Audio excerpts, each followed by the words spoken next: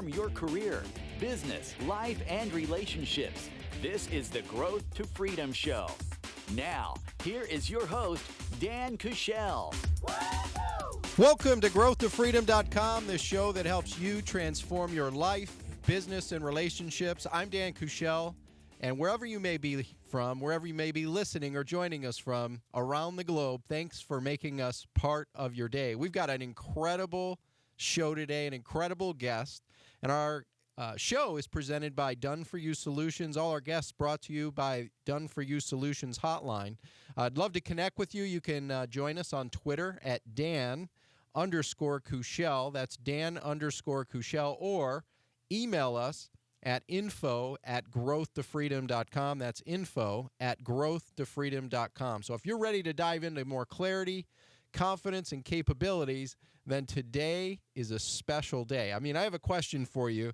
If you had a method to connect, to collaborate, to network with VIPs, celebrities, and the media, and there was a method to be able to do that, what would that do for you? What would that give you? Well, today's guest, John Corcoran, is an expert at showing people just like you, just like me, how to be able to do just that. I mean, to give you an idea, John had the opportunity to network his way to a position as a writer at the White House. Yes, the White House, right? So he got to see some things firsthand. I'm going to get him to spill the beans on some of the under-the-desk type happenings that go on, or behind-door meetings type things that go on in politics. No, seriously. I'm not going to do that necessarily, but that would be an entertaining conversation. So he's been a writer with the White House. He writes with the Huffington Post, with Forbes. He's also an attorney, but don't hold that against him. He's parlayed his incredible skills at networking to be able to go out and be an advisor to businesses all over the country, and we are very fortunate to have him as our guest today at Growth to Freedom. John, how are you today? I'm doing great, Dan, and thanks for that introduction. Oh, you're welcome. Well, I'm glad you're with us. I'd love to jump right into it. So I guess I'd love to start with an easy one for you. Who is John Corcoran, and what does he do? Oh, man. Well, much like you, I'm a father, of course. That's important. I'm a husband. Right now, I pretty much run two businesses. And you mentioned the thing about the White House, and the first thing I want to say is that I'm no different from anyone who's listening to this. In fact, I have a very humble upbringing. My family was very middle class. I actually flunked kindergarten. I mean, I did kindergarten twice. I mean, who does that, right? Like, how can you not go on to first grade, right? I didn't go to any Ivy League school, and yet in spite of that, as we're going to talk about in this episode, relationships have gotten me everywhere that I've gone so far. And today, I run two businesses. I'm an attorney. I practice law in the San Francisco Bay Area. I work primarily with small business owners, and I also run a blog and a podcast called Smart Business Revolution, where I basically interview successful entrepreneurs, and I ask them what relationships got them where they are today. And so speaking of relationships, John, we got a chance to meet through a mutual friend of ours, Joe Polish, who runs Genius Network, and our relationship started as a methodology of actually doing what you teach, which is what I love. I had a chance to read your book over the weekend, How to Increase Your Income in 14 Days by Building Relationships with VIPs, even if you hate networking. So, I mean, you're a guy who walks his talk and leads by example, and I love that. Yeah, well, you are a perfect example because Joe is a guy that I've followed for a while, and I started learning more and more about Genius Network. I started listening to 10X Talk, the podcast, and learning about Joe, and then I connected with you, and I was like, these are guys who engage and inspire me, and there's someone who I want in my life somehow, and so we just started connecting. We had a phone call, and then I started introducing you to people. You started introducing me to people. We started helping one another out, and that's how it works, and then pretty soon, you're on the radio with the guy, right? Absolutely. It's funny how that works, isn't it? Yeah. And I love your book. I mean, I had a chance to go through it. I made a bunch of notes throughout it. I mean, I broke it down into about 8 different categories. You had mindset.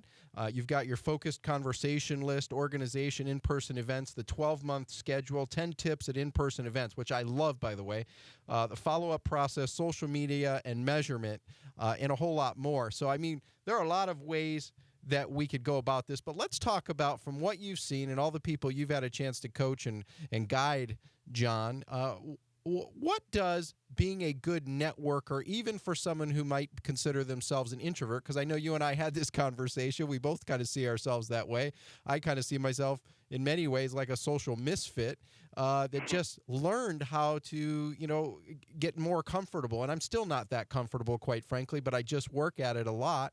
And so I'm like, I guess I'd call it the classic overachiever. But what have you seen that being a good networker does for people, their business, their growth, their freedom?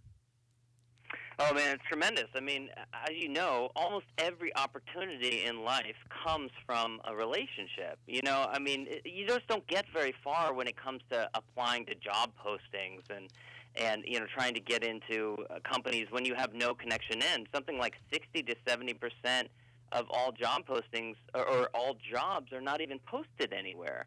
So if you're going to find out about these things, you're going to hear about them from someone else, someone you know in your network. And then other types of opportunities. I know I've had some amazing opportunities in my life that have come because of relationships. You help someone out, and then they want to repay the favor through the law of reciprocity. They want to repay the favor, and so they give you some kind of amazing experience. I mean, there's a guy that I helped through email. I gave him some advice, and a box of nice soaps and shampoos showed up in the mail today. Wow. So, and that's just a small example of things that can happen to you when you just go a little bit further and try and help people out. And it doesn't take that much is a big one. So also. Speaking of not taking that much, I mean, I'm sure you see a lot of people take the wrong approach, or maybe, they come at it with the wrong mindset. So talk about some of the challenges or dangers that you see when people take the wrong approach overall. Well, the main problem is, and this is why we all have a negative association with that word, networking. We all hate that word, networking. People say to me all the time, I just hate networking, but I really like connecting with people, or I really like meeting new people. And I'm like, well, what do you think it is, And the problem is that we've all had these negative experiences where we go out to some cocktail party or business event or function or something like that, and some guy comes up and he's sticking his business card in your hand and he's trying to sell you on his product or his service as soon as he's met you. And that's just the wrong way to do business in any day and age, but especially today when Yes. we're all a little bit, we're a little weary of being sold to. And so it's really important today that you build up that trust first before you ever try and sell something to someone. Yeah, and it's interesting because, what I just got a picture in my mind of someone fire hosing, pulling out a big fire hose and blowing them away, turning it on full blast. And that's what stood out for me. And, as you think about, what, the mindset, right? I mean, I even think back to my parents and what they taught me as a kid, right? Which is don't talk to strangers. Yet right. That's the key to connecting and meeting and being able to network out there. So a lot of times we have to go unlearn things to do them right. What's another common, danger you see or a challenge as people approach, networking, like whether it's tied to what they get or what they give or anything like that? Yeah, so that's part of the reason that I started off all of my talks with talking about mindset, because so many people struggle with that. They struggle with many different things. They struggle with fear of failure. They struggle with fear of rejection. They struggle with a feeling of, especially when you're trying to connect with someone who's more successful than you, what do you give to that person? What do you have to offer to that person? Oftentimes, you're connecting with someone who, like Joe's friend, Sir Richard Branson, right? I mean, he's got hundreds of companies, thousands of people working for him. What could you possibly offer to someone like that? Well, the truth is it doesn't need to be monumental. It doesn't need to be earth-shattering. Oftentimes it can be something, very simple, like a recommendation or a tip or a resource or something like that, or a strategy that they haven't heard of before. And then the other one I'll mention that people really struggle with is when we go out into the world and we're going to a cocktail party or something like that, we're often just thinking about ourselves or thinking, oh man, how can I get more clients or how can I get more opportunities for myself? And it's counterintuitive, but really what you need to do is you need to turn it around. You need to go out into the world when you go to these types of events and just be thinking of others, thinking how you can help them. And when you do that, then things will come back to you in abundance. Yeah, and I love in your book, you talk about the story of Larry versus George in the book, right? And, one of the things that I notated as I read it, I thought it was so succinctly laid out there, the difference between Larry and George, and also how you termed it. It's basically the difference between, getting from and doing 4. And that simple adjustment, that simple tweak, if you will, it's like, as a kid, I had a manual transmission car, right? And if the transmission was, off by about 1/8 of an inch, what happened to the car? It stalled, right? And right. it would jump and pump and all that type of stuff. And, it was a very uncomfortable ride, get whiplash there. And I see a lot of people approach networking that way because they go at it, right, with the idea of, what can I get out of this versus truly coming at it from what can you give. And you really hit on that in a really powerful way in the book with that story of Larry and George. You also talk about the difference between providing value versus looking to extract value. Can you hit on that a little bit? Sure. So, and this gets back to the thing I mentioned a moment ago about people struggling with not knowing what they can give. And really, there's so many different things that we can give today. There's so many different ways you can provide value to people. It really starts with being attuned and aware of the person that you're seeking to connect with and what's going on in their life. Because oftentimes the problem is people are like, well, I don't know what to provide so-and-so, this person who I just met. Well, you just need to learn more about them. And, even 10 years ago, we didn't have LinkedIn, so you couldn't look and learn about that person that way. We didn't have Facebook. We didn't have Twitter. These days, we have so many different sources. You can do a little bit of research about someone, find out that maybe they have a particular hobby that they're crazy about, or they're passionate, or they, used to be in sports like yourself, or they have a family that, they got a daughter who's in volleyball or something like that, and when you find these little tidbits of information, in that way you can provide, a little bit of value. It could be something like, hey, I know you've got an 8-year-old daughter who's crazy about Frozen. Did you know that Disney on Ice is coming in this December, and the tickets just went on sale last week, and they're doing a feature on Frozen, so I know you probably would want to go to it. Just want to let you know that the tickets are on sale. Something small like that, but it's so thoughtful that people could be blown away by it. Yes, and I've heard Joe Polish say it many times, little hinges swing big doors, and you, in your book, have literally put together this resource guide that provides dozens and dozens of ways to have little hinges that swing big door. And when we come back, John is going to talk about how to multiply the ability to provide value to successful people. He's going to talk about tips at in-person events, what events to be able to attend, that and a whole lot more, plus a free gift that he'll be sharing with you right after this. Welcome back to growthtofreedom.com, the show that helps you transform your life, business, and relationships. Are you ready for more clarity, confidence, and capabilities? Let's summarize the first segment of the show. We've got John Corcoran, who's an expert at networking, connecting. He writes for the Huffington Post, Forbes.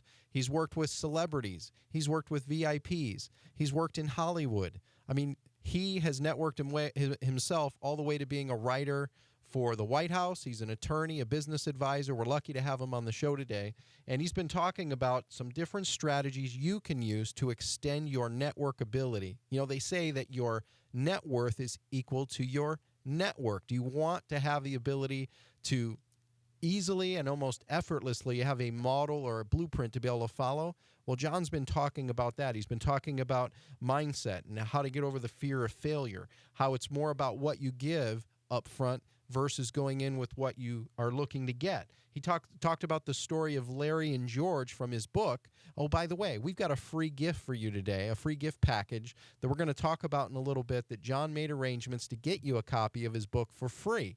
And we'll talk about that here as we wrap up the show. We've been talking about what do you do for successful people? How do you go at it with a simple approach? We've been talking about the types of events that you can look at being a part of, that and a whole lot more. So in this segment, John, I'd love for you to talk about, I think about myself, as you're watching right now, as you're listening, maybe you're like me. I was brought up, I didn't have a lot of confidence as a kid. I felt a little bit socially awkward. And, even today, I'm not that comfortable going to, cocktail parties or, socialite events, if you will. I do it, and I actually have come to love it, but it's still I get a little uneasy over it, admittedly. So what tips would you give someone who is just getting started, maybe out of college, maybe, someone who, doesn't have the greatest confidence in themselves yet, to be able to utilize networking to really leverage and multiply their growth and freedom in business? It's a great question, and there's a perception that you need to be this huge extrovert in order to go out to cocktail parties and make good conversation and things like that. And the truth is, actually, that can hold you back. If you are a huge extrovert, you love talking about yourself, other people don't always enjoy that. In fact, people really do enjoy talking about themselves. So what's often better is to just take interest in the person that you're talking to and just ask them questions about their life. So what I do and what a lot of people do is just, ask questions about the person you're talking to. See if you can find some common areas of interest. And then I've got a friend, Susan Rowan, who's written a number of books about networking, and she talks about creating these little breadcrumbs, and I've seen her do it in person. Basically, you add little tidbits about yourself, little bits of information, like maybe she'll say like that she's originally from Chicago, or she'll say she's going on vacation in Florida next month, and that gives the other person the opportunity to pick up the thread and then continue the dialogue, and maybe you find a common area of interest. So there's a couple of different strategies you can use for making conversation, even if you feel shy or introverted. Oh, that's a great one. I love the little breadcrumbs, common areas of interest. I know for me, I've just learned to be a listener. Dale Carnegie in his book, and I know you talk about Dale Carnegie in your book too, which is, find interest. You become very interesting when you find interest in other people, right? And that's right. You're great at that. I mean, you provide value in advance, which, is a big concept of what you talk about in the book.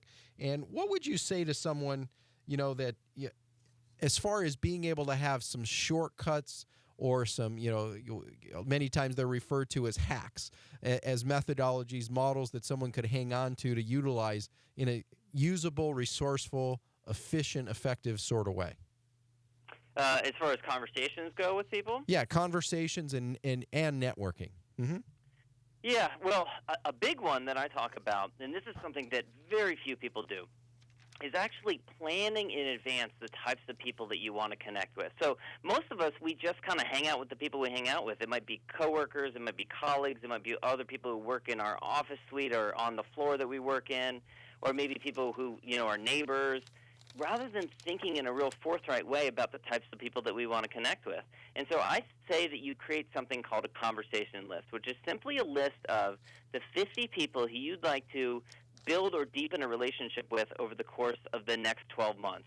And I call it a conversation list because it's really just having an ongoing conversation with someone. There's no big pressure. You're not trying to, get a big sale in the first conversation with someone, but you're just trying to have an ongoing conversation, much like you and I, since we first met. We just kind of have an ongoing conversation, and sometimes it goes dormant for a little bit, and then other times you come around and you make an introduction or you do an inquiry or something like that. And it takes a bit of the pressure off, but it also sets a goal for yourself. It's almost like a roadmap for the types of people you want to build relationships with, not just for your career, but also can help you get great clarity, because if you write down the list of the people that you want to build a relationship with over the course of the next 12 months, you might be surprised by the people you write down. It might actually give you some insight into what you're really interested in. You might actually say to yourself, wow, I guess I'm really not interested in what I'm currently doing. I'm really more interested in doing this other thing. So I found people who've followed this exercise and been surprised by the results they get. Yeah, and speaking of the exercise, you actually have a tool in your book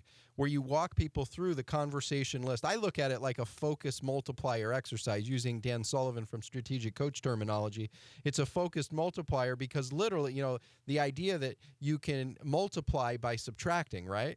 And the conversation list focus that you identify and identifying the key 50 people, I mean, really gets you to hone in, because it goes much deeper than just listing their name. You're also talking about, where they at, where are they at, what do they do, what is the value that they might be able to bring overall. In other words, the reach. I love the question that you had as it related to this. It was, if you had a relationship with this person, how much could they help you, right?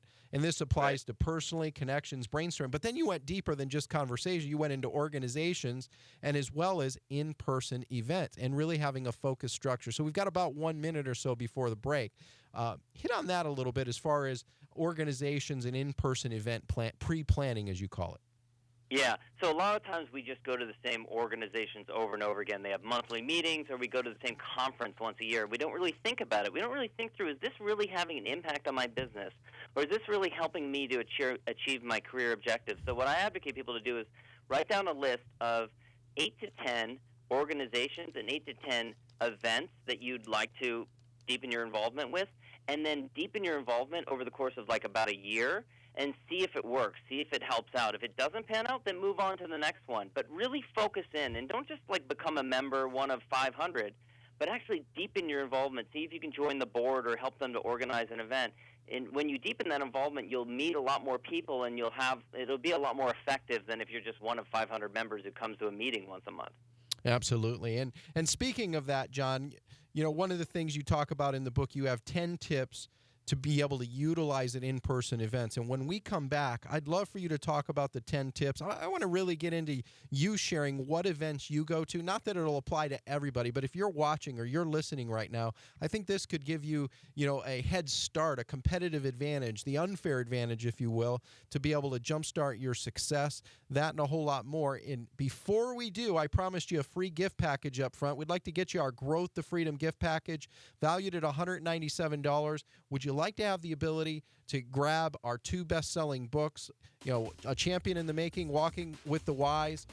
These 2 books, our audio program, our video program, Better Influence, Better Impact, Better Reach, improve your ability to make a difference, to grow your wealth, grow your success. You can get that right now by picking up the phone 602-346-2389, 602-246-3389. We'll be back with John Corcoran right after this. Welcome back to growthtofreedom.com, the show that helps you transform your life, business, and relationships. I got all tongue-tied here just a second ago, and I promised you a free gift, and I want to make sure that you can get your special gift package. Would you like to have the ability to have better influence, better impact, better reach? Well, our gift package will help you do just that. We've got 2 incredible books, best-selling books. Our book, A Champion in the Making, Awaken the Champion Within Your Life, Business and Relationships, Walking with the Wise, includes over 30 mentors, including people like Joe Polish, Mark Victor Hansen, Jim Rohn, Tom Hopkins, and many more, as well as our audio program, our video program, and it's yours for free when you pick up the phone right now and call 602-246-3389. It'd help if I could remember my own number, wouldn't it, John?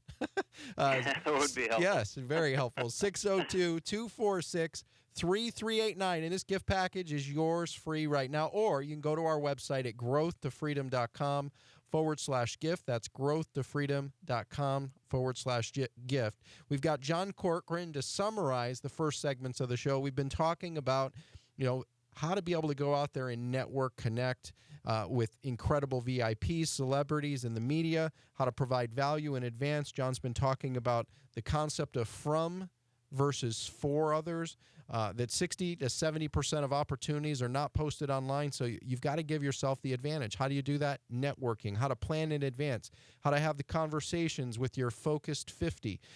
Focus on 8 to 10 organizations, and don't just show up as a wallflower, but actually show up to contribute value, and it works by multiplication, by subtraction, and more. So, John, we left off there, and I feel like already we've gotten a seminar in his show. I know I feel a whole lot smarter. You make this show smarter by being on, by the way. Do you know that? Right back at you, Dan. I love everything you put out. So I get smarter just by watching your videos and listening to your podcast. So thank you. And it was funny is our video person who's in studio helping us with the production of the show asked a question as he's listening in as well. He says, you know, Dan, you know, if I go out and I'm at the restaurants or whatever and I'm networking, you know, how should I take my approach? So I figured you'd be the best qualified person to be able to answer that question. Oh, well, yeah, it's a great question. Well, first of all, the question has to be, because you mentioned at a restaurant, whether this is something that might lead to business or it might be for personal. And I didn't mention earlier, but what we're talking about here is really strictly business.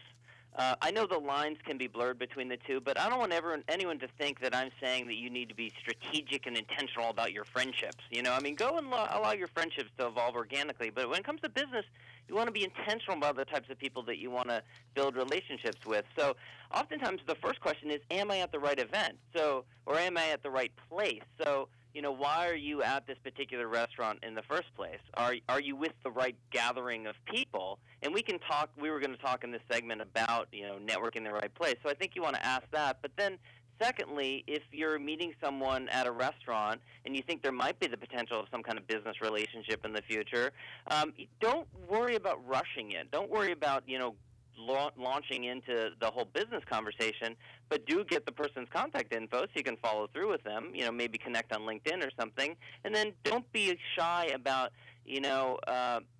setting up some kind of opportunity in the future, like a coffee meeting, or even just, I call them a no-agenda phone call, which is what you and I did early on. Just a no-agenda phone call over the phone to talk to someone and see, if there's some synergy between you. Absolutely. That's great advice. And, the other question he had, do I actually go up to them and tell them what I do proactively, or should I make the conversation more about them and what they do? So what are your thoughts there? So that's a great question, and I think that you can allow it to evolve organically. I'll give you a perfect example. I got an email just like a couple of days ago from a woman the subject line was "Killer Tacos in San Francisco?" ? And I was like, what is this email about? And I had to open it up.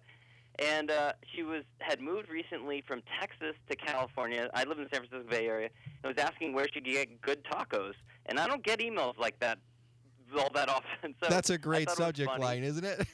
Yeah, it was. I thought it was funny. And we get in this whole conversation back and forth about tacos, where she can get good tacos.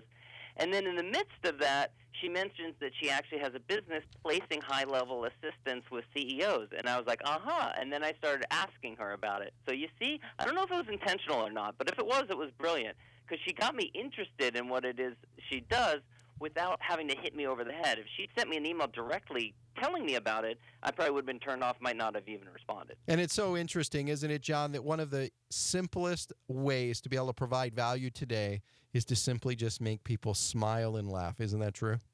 Oh, it's so true. Yeah, just making people, our mutual friend Steve Sims talks about that a lot, Genius Network member.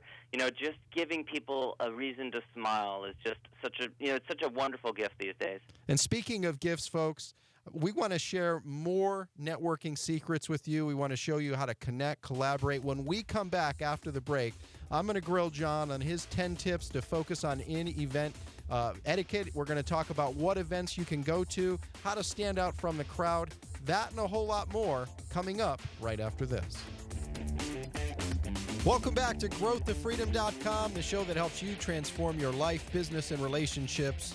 Let's summarize the last few segments of the show. We've been talking to John Corcoran, expert at being able to show you how to connect, collaborate, and network with VIPs, with celebrities, and he's been there, done it. He leads by example. He walks his talk. We've been talking about, how even if you're an introvert, how that can play to your advantage if you know how to apply the secrets. We've been talking about planning in advance, your conversation focus 50 list, to focus on 8 to 10 organization, how to provide value in advance. He gave a great real-life example from a question from one of our team here, and asked, am I in the right place with the right people? Joe Polish, who we both know, John, he has this saying I've heard him say numerous times, which is, only the crappiest fish dive at the, crappiest bait. Right? Only the hungriest fish go after the crappiest bait. So you want to be very strategic in where you're going and who you're doing it with. Your net worth truly is equivalent to your network. Don't rush it. Set up a no agenda phone call. I love that. The conversation piece, killer tacos in San Francisco. And I'd like to go into it. You have this process, and you cover it all in your book, by the way. And I know we're going to make this available to all our listeners and all our viewers today overall, is a special gift for them for watching or listening. But what are a few of the 10 tips? We don't have time to go through it, but what would you say would be, maybe 1, 2, or 3 of the most important of the 10 tips that you share and teach that someone could apply in their pre-event or in-event strategy at meeting people? Right. So a couple of quick things. Well, one is going in with a positive attitude. If you're going to an event that's a business-focused event where you're going to be meeting other people, no one wants to network with Debbie Downer, right? Everyone, yes. Everyone, wants a positive experience. So have a positive attitude. And if you don't have a positive attitude, you probably don't want to be there. It's not going to be a fruitful event, and that's fine. Decide, well, it's not going to work for me today. I'm just going to move along. Another tip that I really like is researching other attendees in advance. There's nothing that says that you have to go into these things blind, and these days a lot of different organizations will print a list of the people who are attending in advance. Maybe you can get some information about them, research them, and decide the people that you want to meet. You can decide, well, this person's going to be there. This person looks really interesting. They're right aligned with what I'm interested in. You can find that out and then go search them out, look for them at the events, come up to them and just give them a sincere compliment. I really like the work that you do. I really like the business that you run. I had a positive experience with it, or I love the book that you wrote, or whatever. As long as it's sincere, people love that kind of stuff. They love to hear that kind of stuff. And in fact, you tell a story in your book about research in advance, about how you attended an event where you hadn't done that. You kind of made that mistake. You were sitting next to someone's wife, the author of the story, yeah. right? And, yeah. And it's a good example that, guess what? You learn by, making some of the mistakes along the way, too. Isn't that true? Absolutely, and it's a missed opportunity because I remember being at that dinner and kicking myself thinking, because this woman's husband wrote a book that had been on my list to read for a long time, and I hadn't read it yet, and so I couldn't really have the informed discussion that they could have had if I had just read the book knowing that she would be there. So, yeah, oftentimes you're kicking yourself when you don't do the research in advance. Absolutely. And I know one of the other things you talk about in the book, the number 7 tips, I know you covered 1 and 5 just now, avoid hors d'oeuvres. Just talk about that really quickly. Yeah, I mean, it's kind of a crutch, and in a lot of ways, our iPhones have become the same thing. Yes. People will look down and they're checking their, they're just trying to avoid the awkwardness of making conversation with someone else. Oftentimes it's not crucial that we checked our text messages right then, but the hors d'oeuvre table has been around a lot longer, and people just, go eat in order to avoid talking with people. And it's fine to go get something to eat to keep your hands busy if you feel uncomfortable, but don't do it too much. Kind of do it in limited fashion. Absolutely. And then I love tip number 9 that you put out there, which is connect with them and their families, right? Yeah. So hit on that. And you kind of hit on that one in the previous segment, but I'd like to expand on that just a little bit. Well, that's one that I've gotten some flack over. I think that the faster you can get to the personal, the quicker you're going to build trust with someone and the quicker you're going to build a bond. Now, you have to wait for an opening, though, because not everyone feels comfortable talking about their family. Not everyone feels comfortable talking about their relationships outside of the business world. So wait for an opening. If there is an opening, then have that conversation. I mean, you might be talking to someone and they might say, oh, yeah, I'm about to leave. I have to go because my daughter has a volleyball game. She's 11 years old, and she's having a volleyball game down the street. And that's a perfect opportunity for you to say, oh, really? Tell me about it. What position does she play? Or what? I don't know anything about volleyball, so I wouldn't be the best conversationalist in that area. But when you start talking with someone about their family, you can build up trust and you can build up a friendship a lot quicker. Yeah, and I found an easier way to just see where someone's comfort is, where the rapport is, and on the personal versus the business side by simply asking, where are you from? Right? And then if they go into that, they usually will expand, and that can open a side door into more of the family, personal type things as well. Now, you talk about attending different conferences, so I'd like to put John Corcoran on the spot because I know you are well connected. You travel all over the country. I know you were at an event not too long ago. What are some of the networking events that you would recommend, knowing what you know now, right? What would you tell your younger John Corcoran self in his 20s if he were starting over again at what events he should attend? Well, the funny thing is, I actually am very focused on which events I go to. And, it's going to be different for everyone. There are going to be a lot of different people listening to this. And what I encourage people to do is to really just do a big brain dump, do a lot of research, and figure out what different types of events are out there that could be appropriate for you. And if you're working in a job right now for a company that doesn't inspire you, then you might be going to events and you might get a pit in your stomach just thinking about the events you go to because they're not helping you. They're not engaging your passion. So I think you need to really think that through. I just went to one you mentioned was Mastermind Talks, which was up in Napa.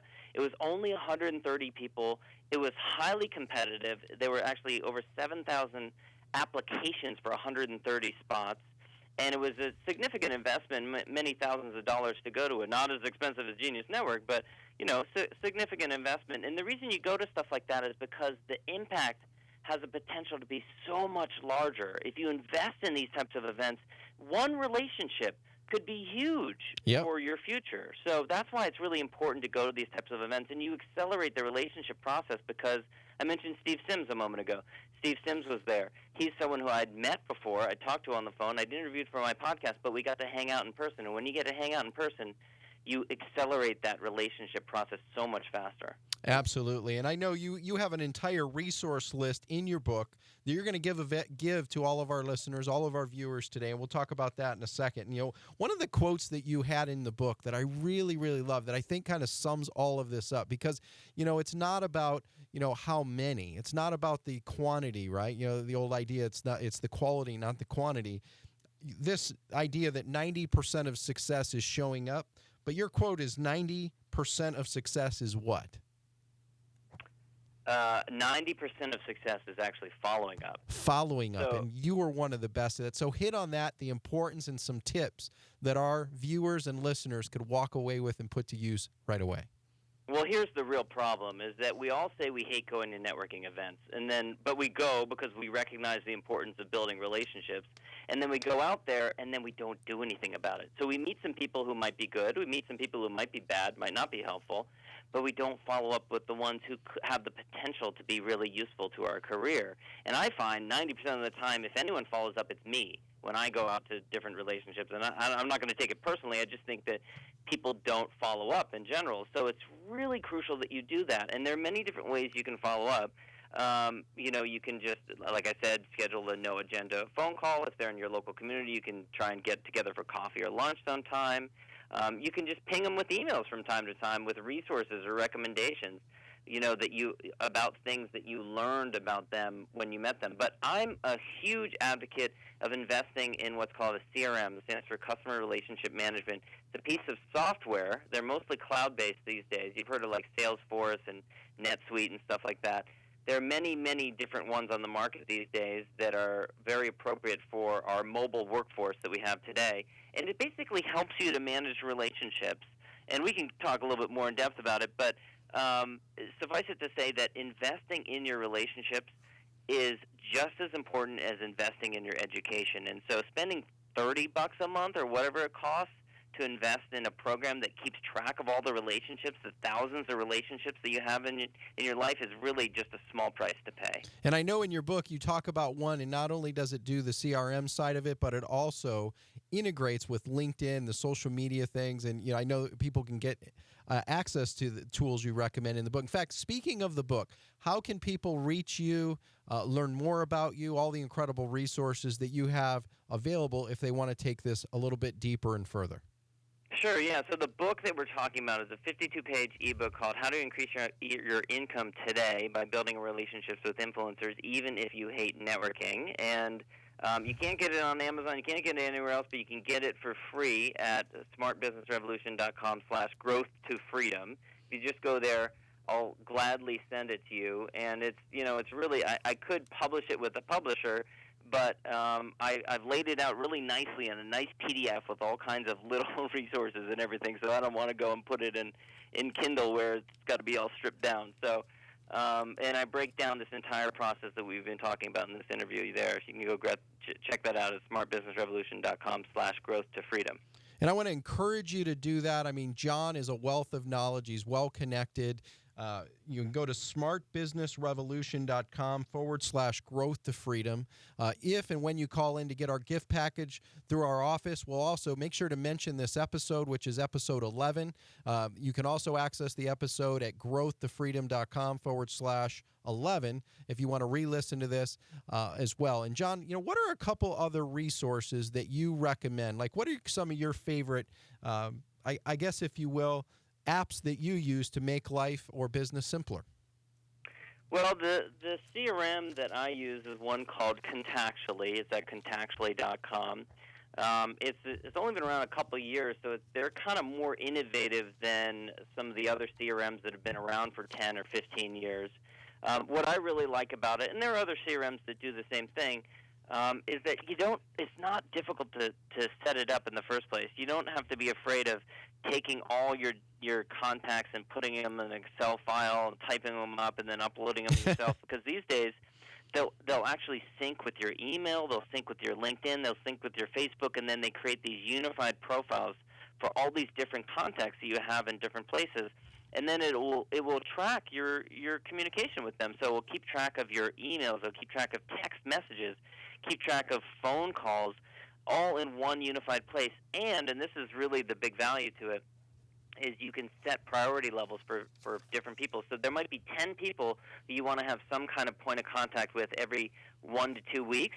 So you can set a follow-up reminder every 1 to 2 weeks for those people. For other people, it might be every 30 days, every 60 days, every 90 days, or maybe just once a year. But the point is, those relationships don't go cold because you've got that reminder built in, and you don't forget to continue that relationship and to follow up with them. Yes. And folks, that's what it's all about. It's about connecting, collaborating. And as John has been mentioning in this segment, it's about the follow-up, whether you do it by email, whether you do a phone call, or even go out on a limb and get a thank you card. You can find a service like bondmail.com or handymail.com where literally they'll do a handwritten card or a handwritten letter on your behalf for a couple bucks to make the follow-up process elegant, or as Joe Polish calls, easy, lucrative, and fun. John, man, time flies when we're having fun. And I'll tell you, that's pretty much our show for today. And I just want to say, I know I feel smarter for it. I've got like 6 pages of notes from this last hour together. And I just really appreciate you, my friend, and I hope that we can do this again sometime soon. Thank you, sir. It's always a pleasure talking to you. Awesome. So as you're watching, as you're listening, if there's something in your heart that grabs you, then I want to challenge you to reach out to John at smartbusinessrevolution.com. That's smartbusinessrevolution.com/growth to freedom to get his special gift book for you today, as well as our gift package. You can call our office if you want better influence, impact meeting, the ability to grow, accelerate to the next level. You can get the free gift package valued at $197 with our 2 books, audio program, video program. We'll even make sure you get John's book too. That's 602-246-3389. That's 602-246-3389. That's our show for today.